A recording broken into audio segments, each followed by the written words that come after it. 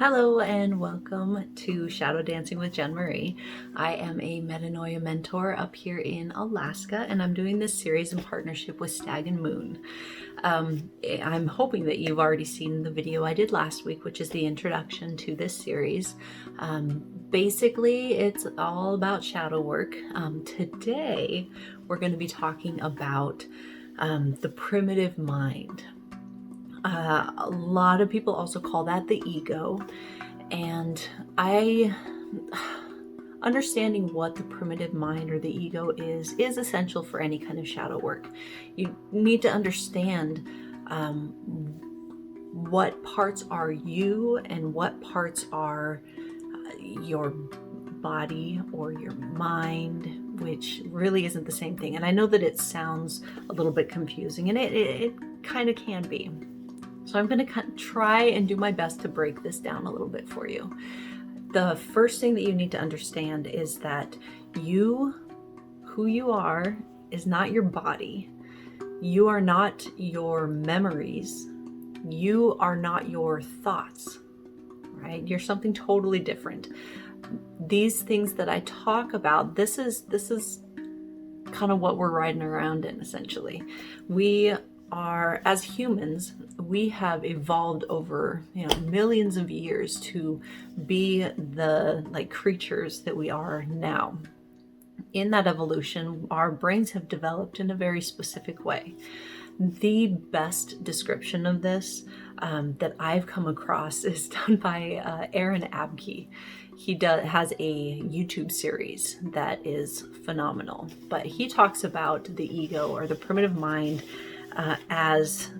and the way that this kind of developed is, if you think about way back in caveman days, right? If you had two sisters, this is how he describes it. So if you had these two sisters and they were out picking berries, right? And you had one sister that was very at one with the world around her and very peaceful and very contemplative and again at peace, and the other sister was very anxious, very paying attention to what's going on around her, very aware of her surroundings, constantly looking for a threat. And you had these two sisters picking berries. Which one of the two sisters is going to see the lion, right? It would be the anxious one, because the one that was really paying attention. And so that's the one that would survive. And so if you fast forward, millions of years, that has created this part of our mind that is very anxious, that is very much, looking for any kind of threat. It's the part of us that has developed to keep us safe. This is also the part that has been conditioned socially to accept or reject different parts of ourselves, because literally our lives depend on our connection to other humans. So we have all of these beliefs that we have adopted in order to keep us safe, to keep us a part of our community, to keep us from being rejected. That's where all of this, body shaming, and that's where all of this, you're a bad person and you're a good person, and that's where all of this kind of comes from. Shadow work is rooting out and trying to separate, okay, what is me and what is my ego, creating a narrative that makes me acceptable. Does that make sense? The more you practice this, the more it's going to make sense. But your ego is the part of you that wants to feel important, that needs to feel special, that needs to be different but in a cool and acceptable way. That's the part of you that shames yourself for having certain thoughts or feelings. It's the part of you that is constantly having this narrative in your head of what could happen, or is completely fixated on what did happen and just can't break free from that. That's all a part of your ego.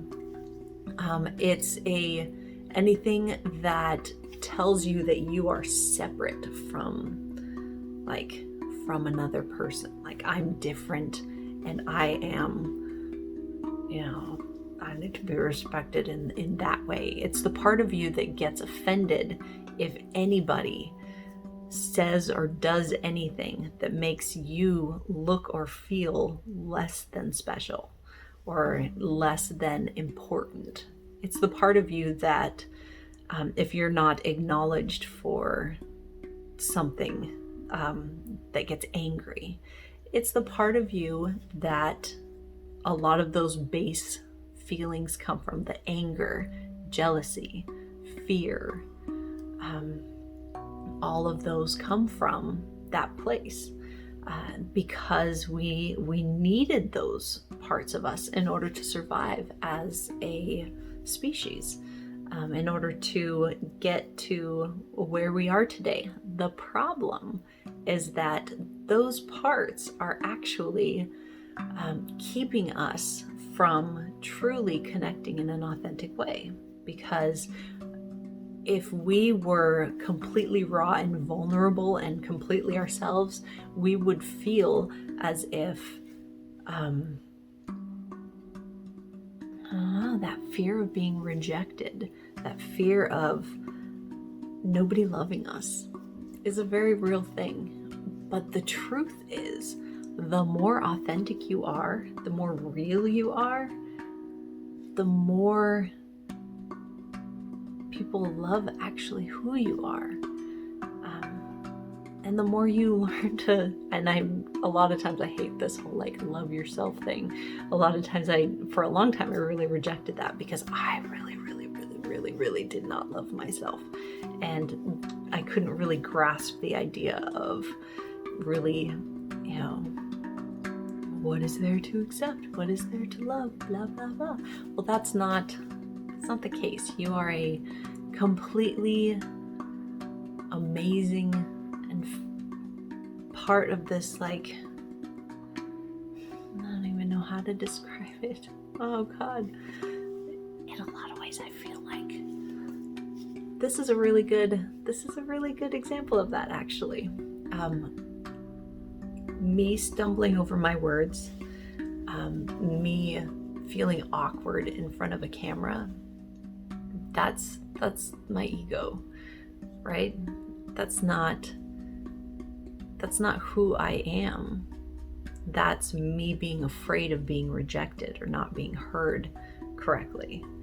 The truth of it is that if you don't get what I'm saying, you can ask me a question. I can answer it directly. It's a whole lot easier than just kind of flying by the seat of my pants trying to figure out how to explain something that's very complicated.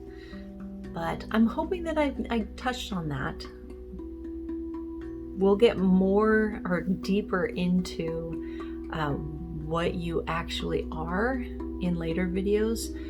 That's something that you define yourself. That's something that you need to find yourself. And there are ways and techniques and practices in order to do that. But I'm hoping that this came across the way I was hoping it would, and I hope that you have a better understanding of what the ego is.